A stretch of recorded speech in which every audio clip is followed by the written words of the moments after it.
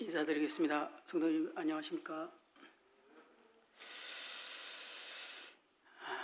벌써 3개월이 넘게 이렇게 영상으로 성도님들을 뵙고 있습니다. 이제 1월도 얼마 남지 않았는데요. 2월에는 좀 더 많은 형제자매님과 예배당에서 얼굴을 뵙기를 원하고, 또 2월 안에는 모든 성도님들께서 이곳에서 함께 주님을 찬양하는 그 목소리를 생생하게 듣고 싶은 마음이 있습니다.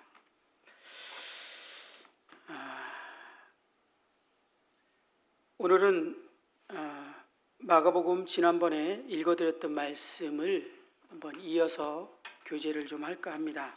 마가복음 3장 13절에서 15절까지의 말씀을 한번 교제를 나눴는데요. 다시 한번 읽으면서 시작할까 합니다.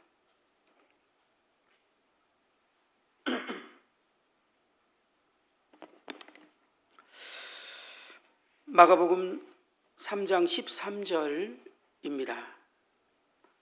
또 산에 오르사 자기가 원하는 자들을 부르시니 나온지라. 이에 12를 세우셨으니 이는 자기와 함께 있게 하시고, 또 보내사 전도도 하며 귀신을 내쫓는 권능도 가지게 하려 하심이로라.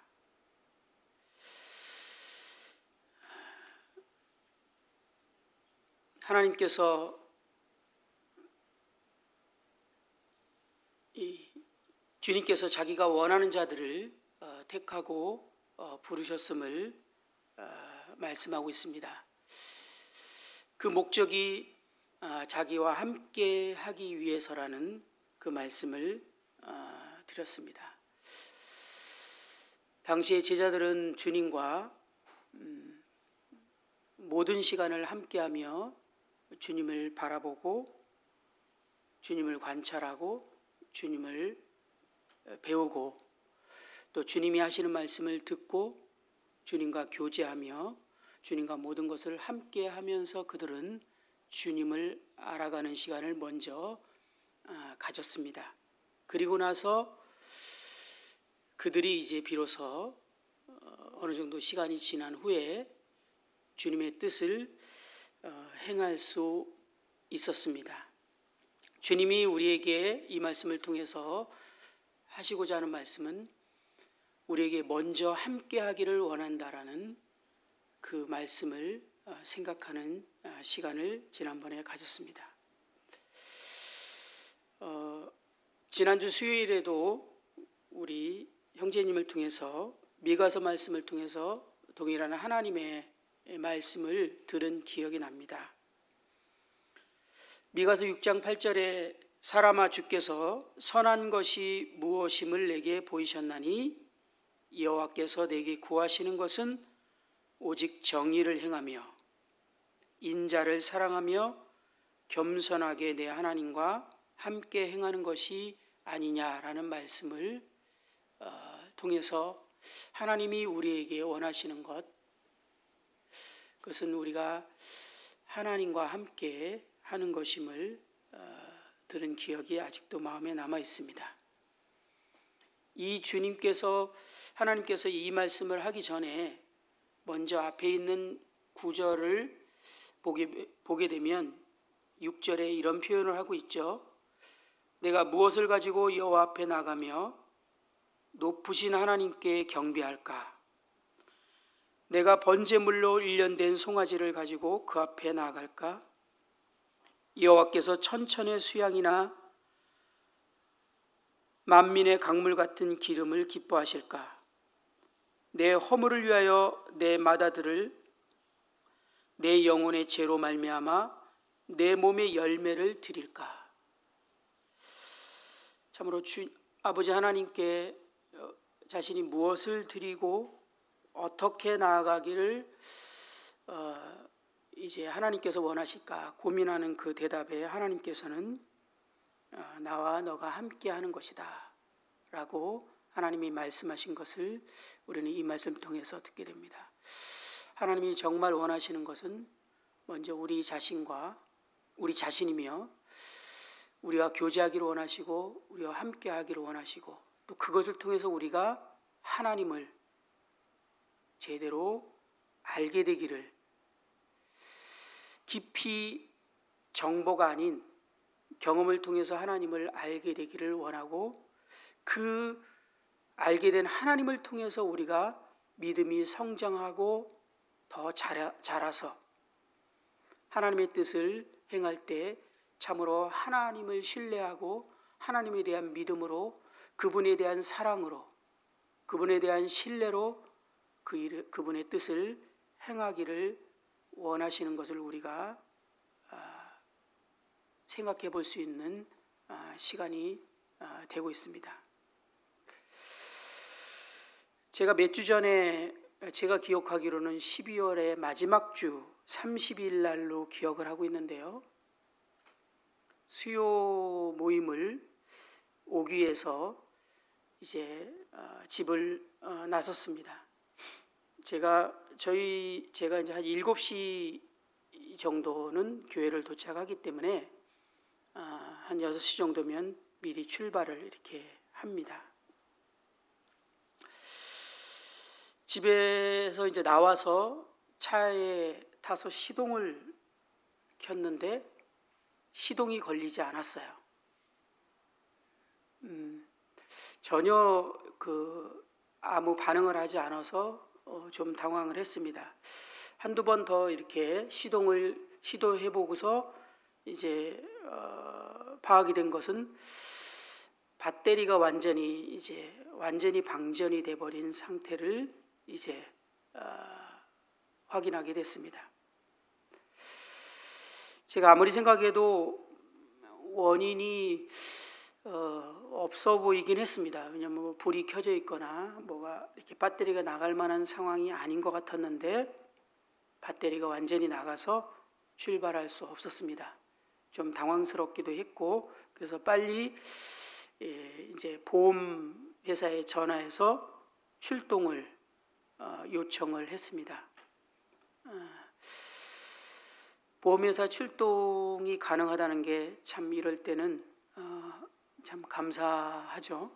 그래서 전화를 해서 이제 요청을 했고, 이제 출동 서비스를 기다리고 있는 중에 이제 하나님께 나아가야겠다라는 생각이 들어서 하나님과 이제 기도하는 시간을 가졌습니다. 제가 지난번에도 말씀드렸지만 12월쯤에 이제 다가가면서 새해를 생각할 때 주님이 저에게 이런 말씀들을 통해서 매 순간 주님을 생각하고 주님을 바라보고 모든 일에 주님과 함께 교제하며 주님과 함께 동행할 것에 대한 저에게 주님이 생각을 하게 하시고 또 도전을 하시게 하는 그런 시간들이 경건의 시간을 통해서 있었습니다. 그래서 그 시간에 하나님과 이제 시간을 가지면서 좀 기다려야겠다라는 생각이 들었는데, 그날은 말일에 가까웠기 때문에 아주 교통이 좀 복잡했는지 한 30-40분 정도 소요할 동안 이제 서비스 하시는 분이 오지를 않았습니다. 그때 제가 하나님께 이렇게 물었습니다. 무엇을 말씀하시고자 하시나요? 제가 이것을 통해서 하나님 혹시 저에게 말씀하시고 싶은 것이 있으신가요? 제가 알기를 원하고 생각하기를 원하시는 것이 있으십니까? 라고 이렇게 묻고, 또 주님이 뭘 말씀하시는지 주님의 세미한 음성을 듣기를 원하는 마음으로 있었습니다. 그런데 그때 제 마음에 이 차의 모습이 너의 모습 같지 않느냐? 라고 말씀하시는 것 같았습니다. 너도 이렇게 방전이 되어 있지는 않느냐? 라고 말씀하시는 것처럼 느껴졌습니다. 너도 이 차처럼 충전이 필요하지 않느냐?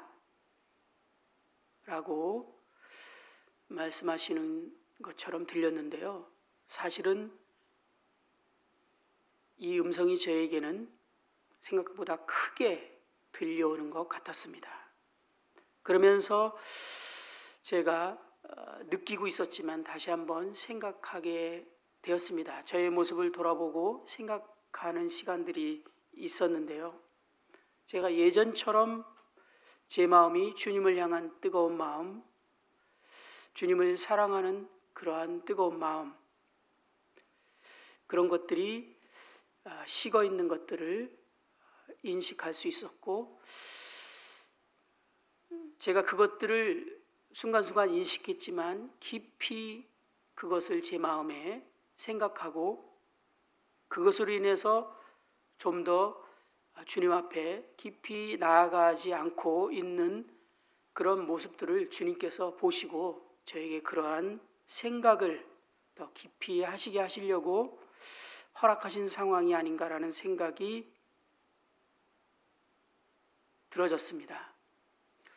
그런 생각하는 중에 이제 출동기사가 도착했고 친절하게 이제 충전을 이렇게 해줬을 때 시동이 다시 걸렸습니다.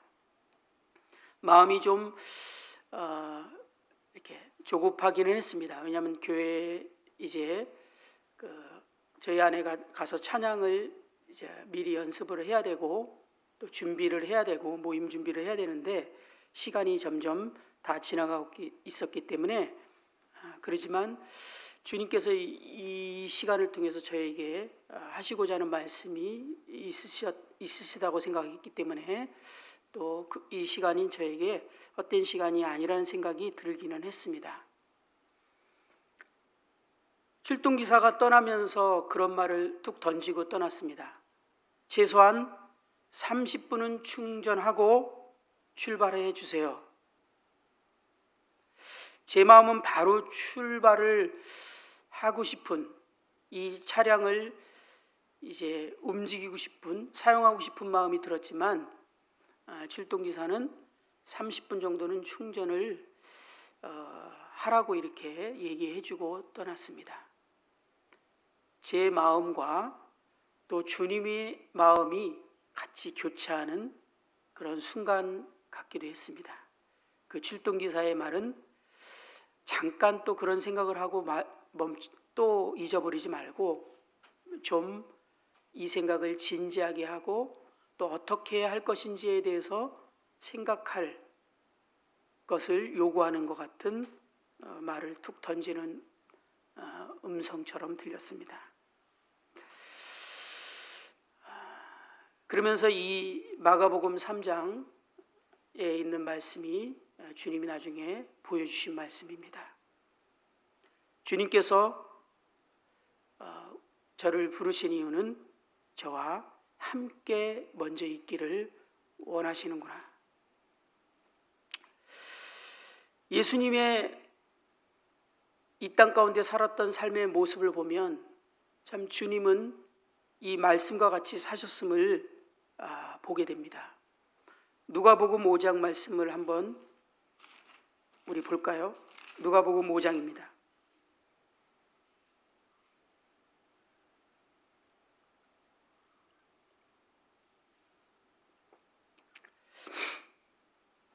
누가복음 5장 15절을 보면 예수의 소문이 더욱 퍼짐에, 이전에는 예수님께서 이제 병을 고치시는, 나병 들린 사람들이 예수를 보고 이제 엎드려서 자신의 병을 낫기를 구할 때 주님께서 이제 그를 이제 깨끗하게 고쳐주시는 그런 장면이 바로 앞에 나옵니다. 그리고 15절에 예수의 소문이 더욱 퍼짐에 수많은 무리가 말씀도 듣고 자기 병도 고침을 받고자 하여 모여오되. 16절, 예수는 물러가사 한적한 곳에서 기도하시니라. 그 그분은 참으로 자기를 따르는, 자기에 나오는 수많은 사람들을 항상 불쌍히 여기셨고 긍휼히 여기셨습니다. 그리고 그들의 기도를 외면하지 않으셨습니다. 광야에서 먹을 것이 없을 때 그들에게 주님께서는 오병이어의 기적을 통해서 그들을 불쌍히 여기면서 돌아가다가 기진해서 쓰러질까 봐 그들에게 먹을 것을 주시는 자비로우시고 사랑이 많으신 주님이십니다. 그런데 이때 주님께서 수많은 병을 든 불쌍한 자들이 정말 주님이 필요로 하고 주님을 원하고 주님이 있어야만 하는, 그들이 오랫동안 고통을 겪고 자신의 문제로 인해서 질병으로 인해서 어려움을 겪었던 그 환자들이 이 소문을 듣고 드디어 내가 이 병을 고칠 수 있는 분이 하나님께서 보내주셨구나라고 소문이 나면서 그들이 주님께로 몰려온 것입니다. 주님이 그들을 바라볼 때 얼마나 그들을 불쌍히 여기셨고 그들의 병을 치료하시고 고쳐주시고 싶으셨을까? 우리는 그것을 충분히 이해할 수 있고 주님의 마음을 생각해 볼 수 있습니다. 그러나 주님께서는 그 모든 것들을 잠시 멈추시고 물러가서 한적한 곳에 기도하는 시간을 가지셨던 것을 보게 됩니다. 참 저의 모습과는 대비되는 주님의 모습입니다. 주님은 눈에 보이는 급한 일들과 해야 되는 수많은 일들을 바쁜 와중에 그것도 가치 있고 소중한 일들이었지만 그 바쁜 와중에도 하나님과 한적한 시간을 갖는 것, 그분과 단둘이 시간을 갖는 것을 결코 포기하지 않으셨습니다.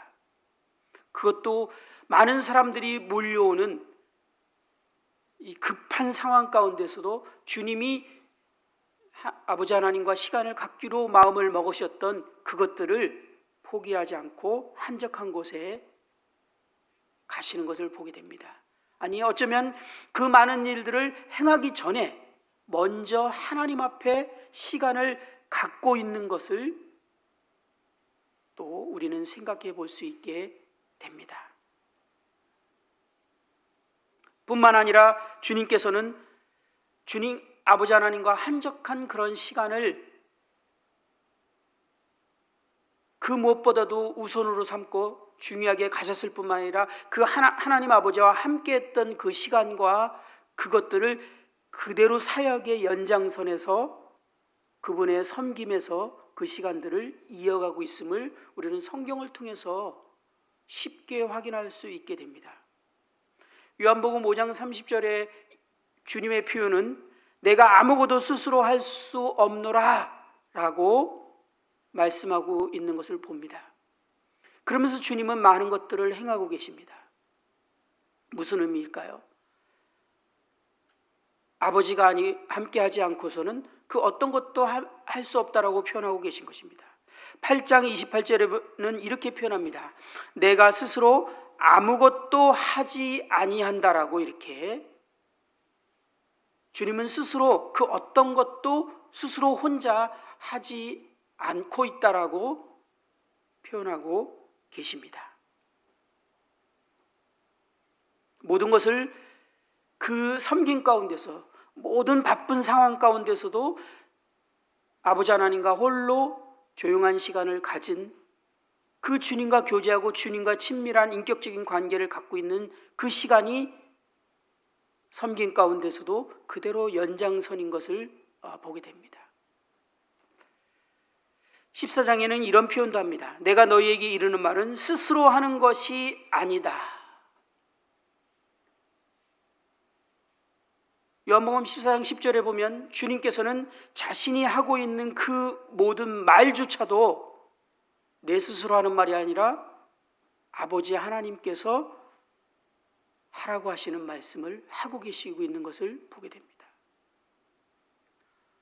모든 순간 하나님과 함께 하고자 했던 주님. 그래서 5장 19절에는 아버지께서 하는 일을 나는 보고 행한다 라고 말씀하시는 것을 우리는 잘 알고 있습니다. 주님은 아버지 하나님께서 하시고자 하는 그 일을 보고 행하셨다라고 말하고 있습니다. 이 주님께서 이렇게 삶을 사시는 걸 통해서 주님은 요한복음 17장 4절의 말씀에 그분이 아버지께서 하라고 하신 모든 일을 온전히 행하셨던 것을 우리는 확인하게 됩니다. 요한복음 17장 4절에 보면 아버지께서 하라고 주시는 일을 내가 이루어 아버지를 이 세상에서 영화롭게 하였사오니, 주님께서는 아버지 하나님과 함께 하시는 것을 최우선순위에 두었고 그 어떤 바쁜 순간에도 아버지 하나님과 함께 하였고 모든 섬기는 순간순간 아버지 하나님과 함께하며 교제하며 그분과 함께 했을 때 오히려 주님만이 이 땅에서 아버지가 하시라고 하는 그 모든 뜻을 온전히 이루신 분이 되셨습니다. 주님은 우리의 본이십니다.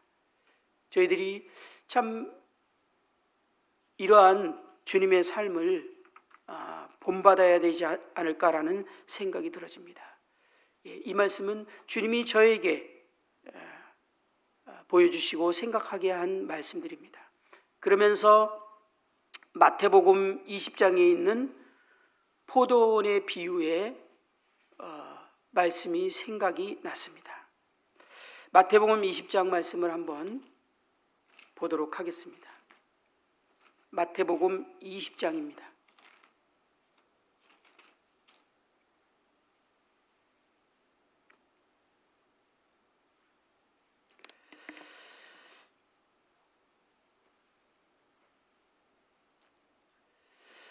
제가 새해 들어서는 마태복음을 큐티를 하고 있는데요. 또 주님이 이 말씀을 생각나게 하셨고 또 큐티를 통해서 다시 한번 이 말씀을 묵상하게 하셨습니다. 마태복음 19장에는 16절에서부터 부자 청년이 이제 예수님께 찾아와서 어떻게 해야 영생을 얻을 수 있습니까? 라는 질문을 하면서 이 얘기가 시작됩니다. 그의 질문에 주님이 이제 말씀하셨을 때 이 부자 청년은 예수님의 그 요구에 이제 탈락하는 그런 결과를 갖게 됩니다. 먼저는 너가 알고 있는 율법을 지킬 것을 얘기했고 그 부자 청년이 그것을 다 지켰는데 또 저에게 필요한 것이 있습니까? 할 때 너의 모든 소유를 팔아 가난한 자들에게 주라 라고 했을 때 이 청년이 재물이 마름으로 말씀을 듣고 근심하여 돌아갔다고 합니다. 이때 이제 예수님께서 부자가 하늘나라에 들어가기 얼마나 어려운지에 대해서 말씀하고 있는 장면인데요. 그때 27절에 보면 이에 베드로가 대답하여 이르되 보소서 우리가 모든 것을 버리고 주를 따라싸운데 그런즉 우리가 무엇을 얻으리이까? 라고 베드로가 질문하는 이 질문에 포도원의 일꾼들의 비유가 이제 나오게 된 것입니다. 베드로의 질문의 의도가 무엇이죠? 부자 청년은 예수님이 요구하는 것을 이제 순종하지 못하고 포기해 버렸습니다. 그런데 그 얘기를 통해서 이제 베드로가 생각을 했습니다. 우리는 주님을 따르는 우리는 모든 것들을 다 버리고 직업도 재산도 모든 것들을 다 버리고 미래의 인생의 모든 것들에 대해서 다 버리고 주님을 따랐는데 그러면 주님께서는 우리에게 무엇을 상급으로 주실 것인가? 하나님은 이 질문을 하고 있는 것입니다. 이 질문을 통해서 이제 예수님께서 대답하시는데 28절에 보면 예수께서 이르시되 내가 진실로 너에게 이르노니 세상이 새롭게 되어 인자가 자기의 영광의 보좌에 앉을 때에 나를 따르는 너희도 12보좌에 앉아 이스라엘 12지파를 심판하리라. 또 내 이름을 위하여 집이나 형제나 자매나 부모나 자식이나 전토를 벌인 자마다 여러 배를 받고 또 영생을 상속하리라. 이 말씀을 통해서 우리가 이 땅 가운데 주님을 위해서 행한 일에 대해서 반드시 보상이 있다라는 것에 대해서 말씀하십니다. 언제입니까? 주님이 다시 이 땅에 오셔서 하나님 나라가 도래하게 될 때, 그때 우리가 이 땅 가운데서 살아가면서 주님을 위해서 섬긴 모든 행위에 대해서 반드시 보상이 있을 것에 대해서 말씀하고 있습니다. 베드로의 질문에 대해서 주님이 이것에 대해서 그래, 너희들이 한 거에 대해서 반드시 보상이 있을 것이다, 이렇게 말씀하고 계신 것입니다. 그러나 30절에 상당히 충격적인 말씀을 하고 계시는 것을 보게 됩니다. 그러나 먼저 된 자로서 나중되고 나중된 자로서 먼저 될 자가 많으니라. 이 말씀은 우리가 잘 알고 있는 말씀이고 저도 익히 잘 알고 있던 말씀이었는데, 이번에는 제 마음에 더 새롭게 더 온 단어가 뭐냐면 많으니라라는 단어가 저에게 새롭게 더 와닿습니다. 먼저 된 자로서 나중된 자가 있고 나중된 자로서 먼저 된 자가 있는데, 제가 표현한 것처럼 있는 정도가 아니라 그런 일이 많을 거라는 것입니다. 이것은 특별히 신앙생활을 오래 한 저에게, 또 주님을 섬기는 것들을 위해서 살고 있다고 생각하는 베드로와 같은 생각하는, 또는 저와 같은 생각하는 사람에게 상당히 충격적인 표현이고 문장이 아닌가 생각이 들어졌습니다. 먼저 된 자 중에 나중될 자가 많다라는 것입니다. 나중된 자 중에서 먼저 될 사람이 많다라는 것입니다. 그러면서 주님께서는 왜 이런 일이 벌어지고 어떤 이유 때문에 이런 상황들이 벌어질 것인지에 대해서 20장에 이제 비유로 말씀을 하고 계신 것을 보게 됩니다. 20장 말씀을 보겠습니다.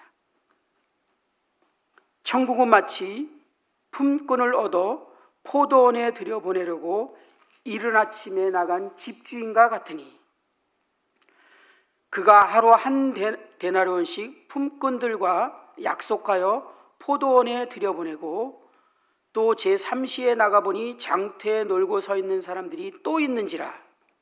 그들에게 이르되 너희도 포도원에 들어가라, 내가 너희에게 상당하게 주리라 하니 그들이 가고 제6시와 제9시에 또 나가 그와 같이 하고 제11시에도 나가보니 서 있는 사람들이 또 있는지라.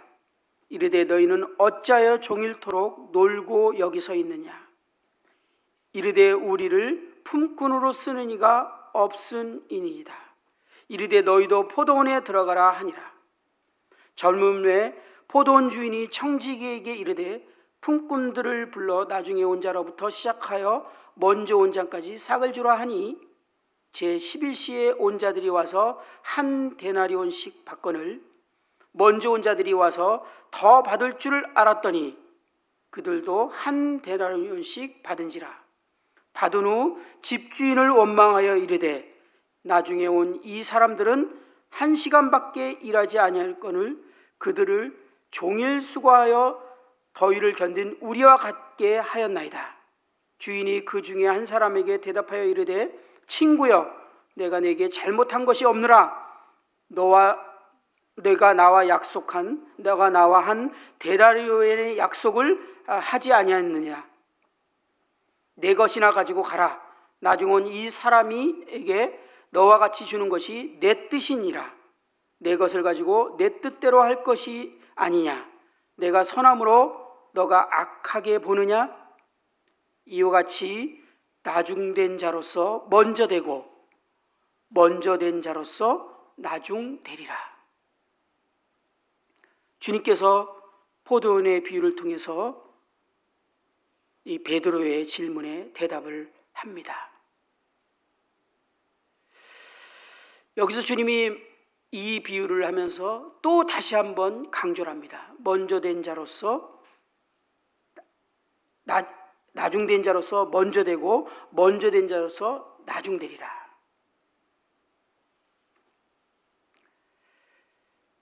이제 포도원 일꾼을 이 포도원의 주인이 이제 일터에 가서 사람을 구하는 장면입니다. 당시에도 저희 나라의 풍습과 비슷한 분위기 같습니다. 저희들도 이런 노무자들이 일을 하기 위해서는 어떤 한 장소에 새벽부터 가서 이제 기다리죠. 그러면 차를 가지고 이렇게 와서 필요한 사람들을 이렇게 선택해서 가게 됩니다.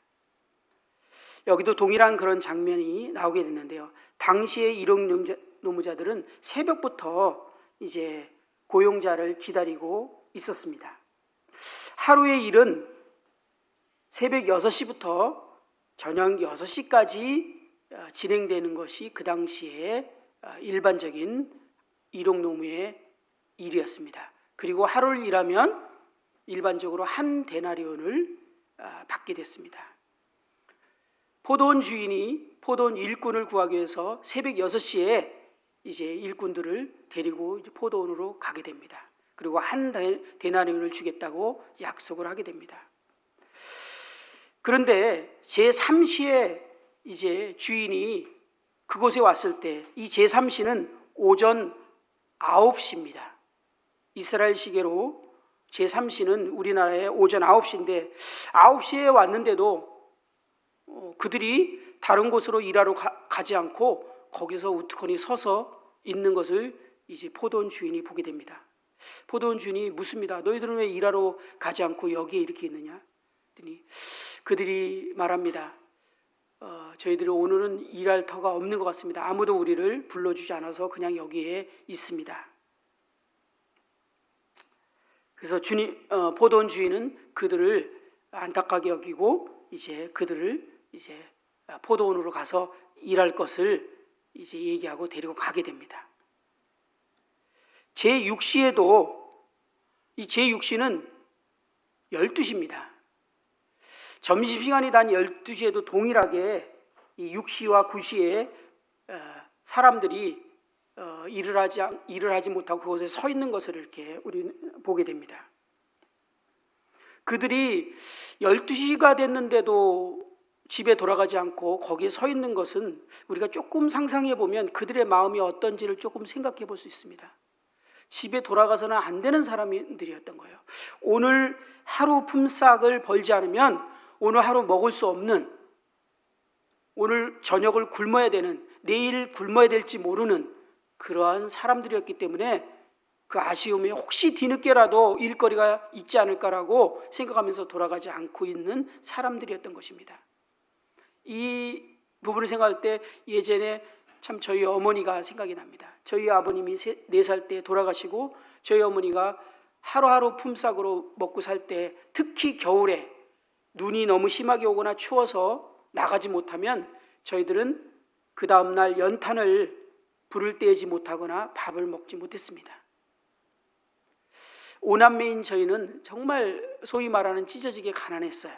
그래서 어머니가 하루 벌어서 그날 하루를 사는 것이기 때문에 나가지 않으시면 먹을 수가 없었어요. 돌아오는 길에 하루 먹을 쌀 한 대와 연탄 2장을 이렇게 들고 오셨거든요. 그런데 어떤 이유 때문에 나가지 못하거나 또 일이 없어서 나가지 못하면 저희들은 밥을 굶어야 했습니다. 그래서 제 기억으로는 밥이 굶는 날은 저희 어머니가 시장에 가서 그 시래기라고 하죠. 배추 이렇게 뜯어서 다듬고 버린 것들을 주워 오셔서 그것을 끓여서 이렇게 종종 주시고 했던 기억이 납니다.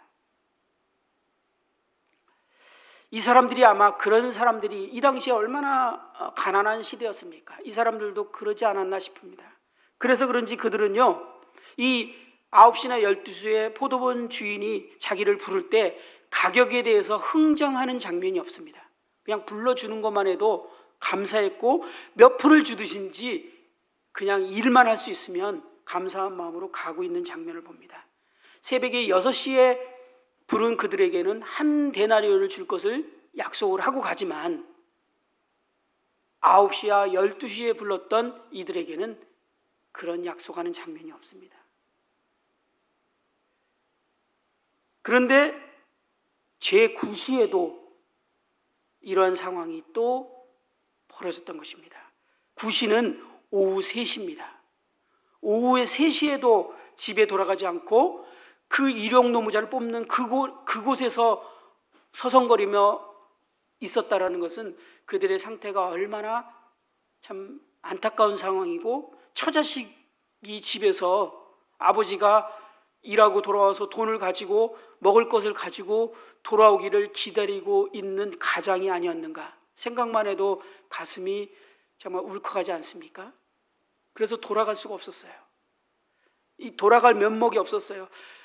혹시라도 조금이라도 일꾼이 부족해서 막판에라도 나를 쓰지 않을까라는 그냥 기대를 가지고 이들은 집에 돌아가지 않고 있었던 거예요. 그런데 더 놀라운 것은 제11시에도 사람이 있었다는 겁니다. 이때는 오후 5시였어요. 이제 6시면 그날 모든 일은 어떤 장소든지 그냥 끝나는 것이었습니다. 그들은 아마 집에는 돌아가지 못했지만 너무나도 절실했기 때문에 종일토록 기다리다 보니까 5시가 됐고, 이제 그들에게는 더 이상 희망이 점점 사라지고 있고, 내일은 우리가 함께 굶을 수밖에 없구나. 자식을 생각하면서 마음 아파하고, 또 부모님을 모시고 있다면 그 부모님이 굶을 걸 생각하면서 얼마나 안타까웠겠습니까? 그런 마음 때문에 하루 종일 가지 못했던 사람들이에요. 이들은 이미 일할 수 있는 가능성이 없다라고 했지만 차마 발이 떨어지지 않아서, 차마 집으로 들어갈 수 없어서 들어가지 못하고 그곳에서 서성이며 힘들게 있었던 사람들입니다. 그랬던 그들을 포도원 주인이 우연히 발견하고 그들을 불러주게 됩니다. 그들의 마음이 조금 이해가 갑니까? 5시예요. 이제 내일은 굶을 수밖에 없어요. 희망이 사라졌습니다. 차마 집에 돌아가질 못해요. 그 애들이 그 초롱초롱 눈망울로 먹을 것을 가지고 들어올 아빠를 기다리고 있는 그 모습을 생각할 때 차마 집에 돌아갈 수 없었던 거예요. 저희 어머니가 그러지 않았겠는가라는 생각을 하면서 마음이 울컥한 마음이 듭니다.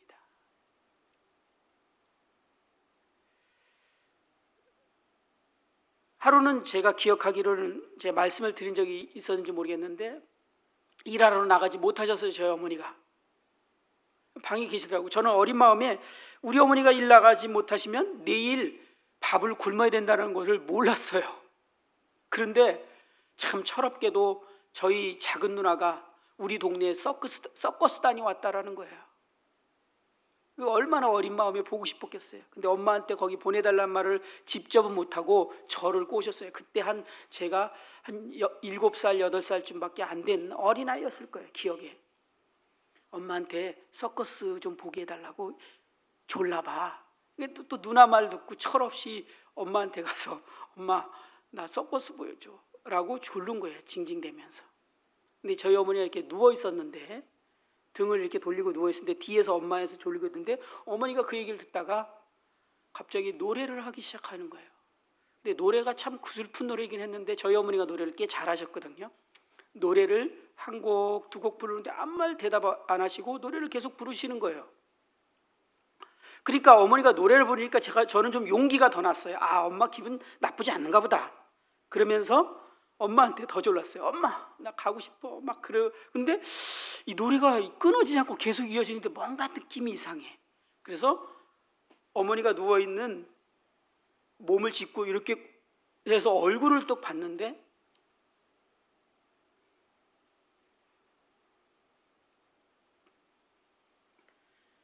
저희 어머니가 이제 우시면서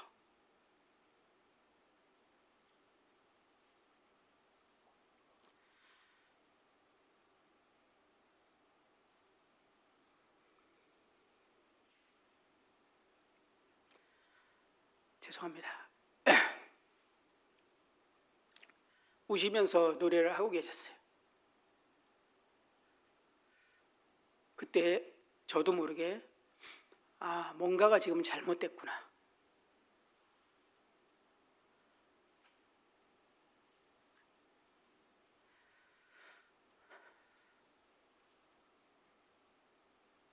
내가 우리 어머니를 슬프게 했구나라는 것을 알고 돌아 나가서 제가 울었던 기억이 납니다. 근데 그때는 어머니가 우셨기 때문에 저도 울었을 뿐이지 왜 우셨는지 어떤 마음이었는지 솔직히 잘 이해할 수 없었습니다. 그런데 이제는 이해를 하죠. 지금 여기에 5시까지 남아있던 아버지는 이런 마음이 아니었을까라고 생각이 들어집니다. 근데 그들이 정말 구원의 손길을 보게 된 것입니다.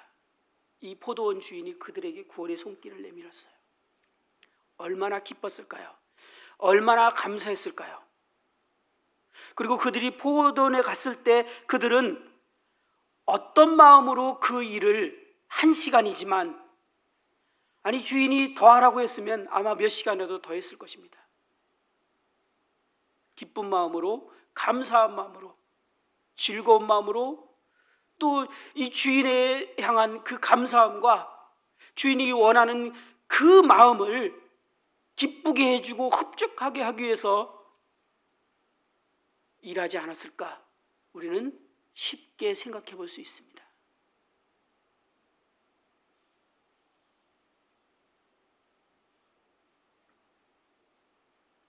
그러나 새벽부터 나왔던 사람들의 마음은 어땠을까요?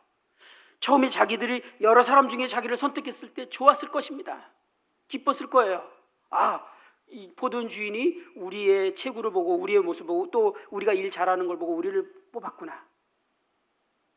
감사했을 겁니다. 그리고 처음 시작은 좋았을 거예요. 그러나 1시간, 2시간, 3시간 지나면서 그들의 그 감사한 마음과 기쁜 마음과 주인에 대한 그 마음은 식어지기 시작했습니다. 이제 오후가 돼서는 요령을 피기 시작합니다. 주인이 있을 때 일하는 척 하다가 그가 없을 때 또 쉬기도 합니다.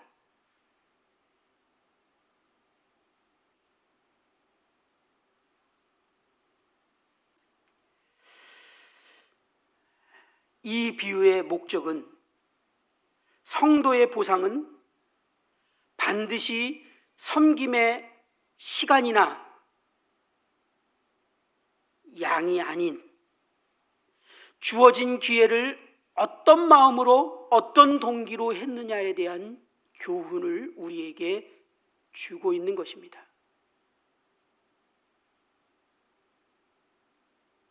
저는 이 말씀을 다시 보면서 참 우리의 구원이 어떠해야 되느냐에 대해서 먼저 생각하게 됐고 또 우리의 구원을 다시 한번 돌아보게 되는 계기가 됐습니다. 그러면서 제가 자주 하는 말이지만 우리의 자녀들에 대해서 염려와 두려운 마음이 들었습니다. 제가 종종 드릴 말씀이 중에 하나가 우리 아이들은 정말 구원받는 것이 어렵다라는 생각도 한편 있지만 나는 그러나 결국은 내가 언젠가는 구원을 받을 거야 라는 그런 확신이 있습니다. 구원을 받은 거에 대해서 안도감이 있고 기쁜 마음이 있지만 정말 5시에 이 포도원 주인이 그에게 구원의 손길을 내민 것처럼 그 5시까지 자신이 구원받지 못해서 결국은 영원한 멸망으로 갈 수밖에 없다는 것을 이제 인식하고 너무나 두려워서 간절한 마음으로 이 하나님 앞에 설 때 자기는 영원한 멸망과 심판을 받을 수밖에 없다라는 그런 분명한 그 확신과 확인으로 인해서 정말 절망하고 좌절하고 하나님 자비를 베풀어 주시옵소서, 은혜를 베풀어 주십시오라고 눈물을 흘려보며 구원을 받았는가? 정말 저 때는 이 예배당에 가면 하나님께 부르짖고 정말 눈물과 통곡을 하면서 하나님 도와주십시오, 하나님 구원하여 주십시오, 하나님 살려주십시오라고 울부짖는 사람이 얼마나 많았든지, 이 예배당에서 부르짖는 것이 부족해서 산에 올라가서 홀로 하나님께 부르짖으며 매달리며 하나님의 은혜를 구했던 사람들이 얼마나 많았습니까? 그리고 그렇게 구원받은 사람들이 그의 생애를 어떻게 주님께 드렸습니까? 우리들 중에 과거에 그렇게 구원받은 분들이 많지 않습니까? 그러나 지금은 특별히 우리의 자녀들은 그렇게 구원받지 않는 모습들을 보게 됩니다. 그들은 자신이 5시에 포도원 주인의 손길을 받았다라고 생각하지 않습니다. 그런 간절한 마음이 없어요. 오늘날 구원은 그렇지 않은 것 같습니다.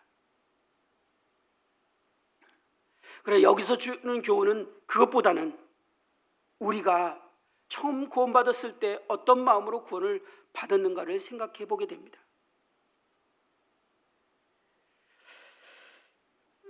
신앙생활을 오래 하게 되었을 때의 위험은, 이 주는 교훈은 우리의 마음이 처음 때와 같지 않은 그러한 마음으로 식어버릴 수 있다는 것입니다. 오래된 그리스도인들의 오래된 이 신앙생활과 봉사는 커다란 기회와 특권일 수도 있지만 주님의 사랑 가운데, 주님의 관계 가운데, 주님께서 매 바쁜 와중에도 하나님과 함께하는 시간들을 이 땅 가운데 살아가면서 끊임없이 가졌고, 모든 삶김 가운데 주님과 동행하면서 그분과 함께했던 그 삶의 본을 우리가 본받고 그렇게 살아가지 않는다면 저의 마음처럼 이 자동차의 배터리가 방전돼서 더 이상 시동을 걸 수 없는 것처럼 우리의 마음의 열정은 사라져버렸고, 주님에 대한 감사와 주님을 기쁘시게 해드리고 싶은 그 열망은 우리 마음 가운데 사라졌고, 그 즐거움과 기쁨의 봉사보다는 당연히 해야 되는 일로, 또 그 동기와 목적이 아닌 다른 여러 가지 이유들로 우리가 섬김을 할 수 있다라는 위험에 처할 수 있는 그런 상황을 이 교훈을 통해서 우리가 생각해 보게 됩니다.